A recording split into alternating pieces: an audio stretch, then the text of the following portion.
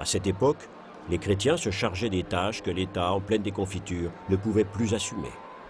Perpétuant les exigences apostoliques des premiers temps du christianisme, les congrégations prenaient en charge les vieux, les veuves, les orphelins, les pauvres et les laissaient pour compte. Une tradition qui s'est perpétuée jusqu'à nos jours.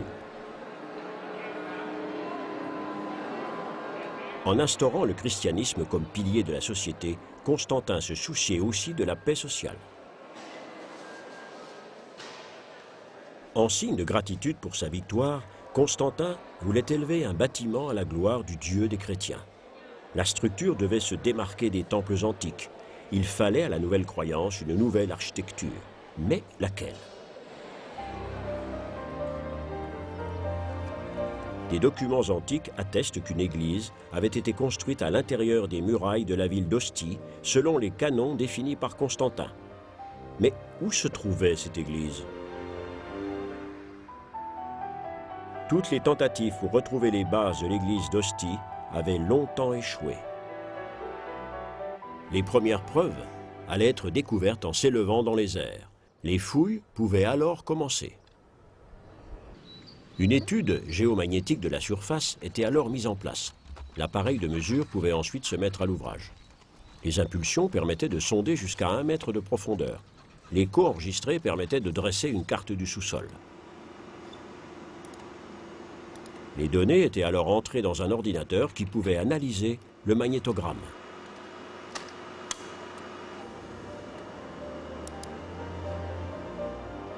L'image magnétique du 5e secteur de fouilles d'Ostie révélait alors une sensationnelle découverte archéologique, l'église de Constantin. Une basilique à 3 nefs, le nouveau style architectural de l'église chrétienne. Le magnétogramme était alors combiné avec la photographie aérienne. La position de la basilique pouvait alors être déterminée avec une précision absolue sur le terrain. Les mesures extérieures étaient impressionnantes. Large de 24 mètres et longue de 55. Voici sans aucun doute le plan de l'église de Constantin. Les différentes données étaient envoyées en temps réel à l'Université technique de Munich. Angle d'orientation 83,27, exactement. C'est donc l'abside nord. Les archéologues travaillant sur le site présumé recevaient leurs informations par téléphone. Les calculs de distance et d'orientation et les informations données par l'ordinateur étaient transmises pour exploitation aux scientifiques sur le site.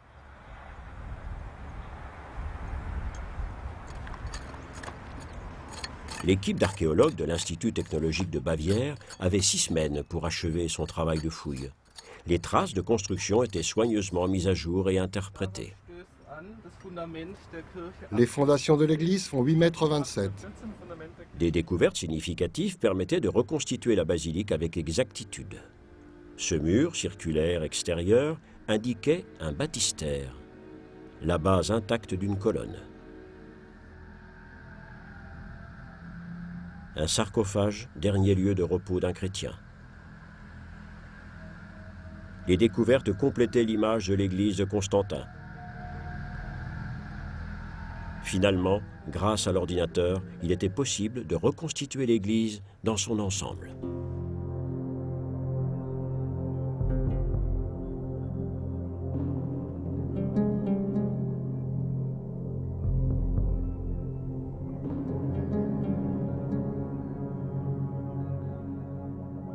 Les églises de Constantin sont des preuves solides de la cause commune entre l'empereur et la nouvelle religion.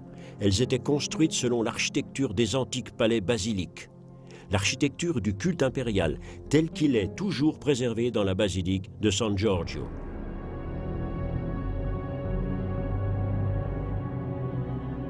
Une statue de l'empereur se tenait autrefois dans l'abside au bout de la travée centrale.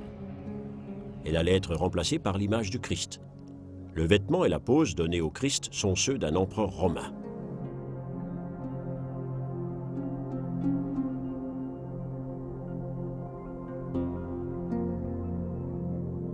Constantin était intransigeant. De même qu'il n'y avait qu'un seul Dieu pour des chrétiens, il ne pouvait y avoir qu'un seul empereur. Telle était l'équation politique proclamée par Constantin. Un Dieu, une Église, un empire, un empereur. début du IVe siècle, les chrétiens constituaient environ 10% de la population. Des communautés chrétiennes surgissaient aux quatre coins de l'Empire romain. En dehors des centres de Rome et d'Afrique du Nord, le christianisme s'étendait avec vigueur en Asie mineure, aujourd'hui territoire de la Turquie. Sur les rives du lac Iznik, en Turquie occidentale, se trouve une petite ville endormie qui fut autrefois le cadre de la première grande réunion de la hiérarchie de l'Église chrétienne. En l'an 325, l'empereur Constantin convoquait le premier concile à Nicée. 16 siècles séparent le premier concile de Nicée et celui de Vatican II qui s'ouvrait à Rome en 1962. Mais le but était toujours le même, l'unification de l'Église. Le sujet central du concile de Nicée concernait la nature du Fils de Dieu. Jésus de Nazareth était-il homme ou était-il Dieu? Une discussion enflammée qui aboutissait à un compromis. Jésus était à la fois Dieu et homme.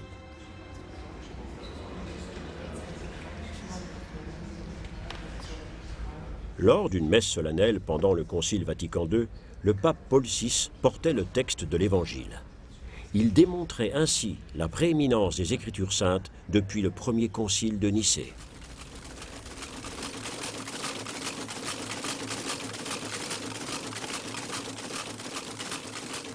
La Société d'édition biblique de Stuttgart en Allemagne continue d'éditer